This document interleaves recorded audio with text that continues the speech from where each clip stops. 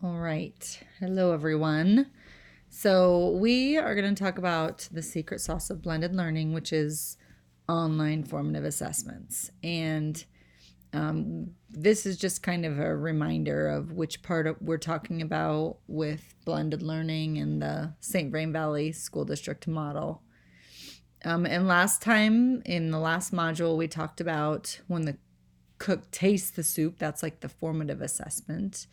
But when the customer tastes the soup, that's like summative assessment, and that's kind of the overall difference between the two. We are not going to go through and review this because we just got done with it, but what we are going to talk about are the different feedback loops. And for this module, we're going to talk about 4 feedback loops, but right now for this lesson, we're just going to talk about 2 of the feedback loops. But you can just kind of think about feedback loops as how people get information about what their data looks like or about what they need to work on, right? So we have 4 different types. We've got the teacher to group, teacher and individual, peer groups, and student to self.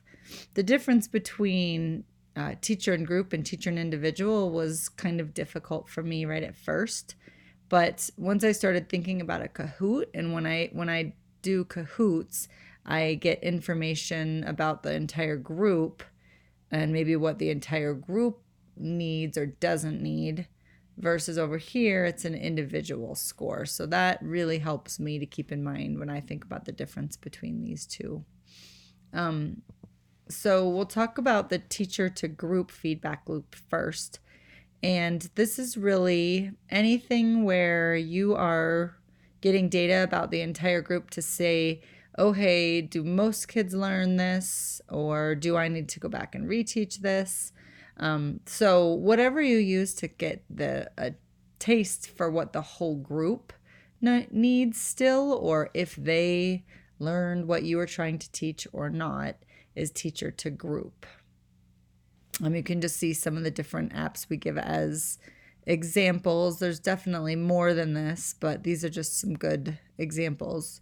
Many of these can also be used for other feedback loops as well, but this is mostly the ones that you could use for teacher to group if you're trying to gain knowledge about what the whole group knows. And then teacher to individual is really when you're trying to find out just individual student feedback loops. And after reading what you guys have already written, I know that most of you are really, really well connected with teacher to individual because that's the one I think we are best at. Just with iReady scores, we're kind of forced to look at in elementary schools. And they give some really good feedback as well. But kids have all kinds of different teacher to individual scores, PSAT scores, whatever else it might be that you use to help guide students in a formative way.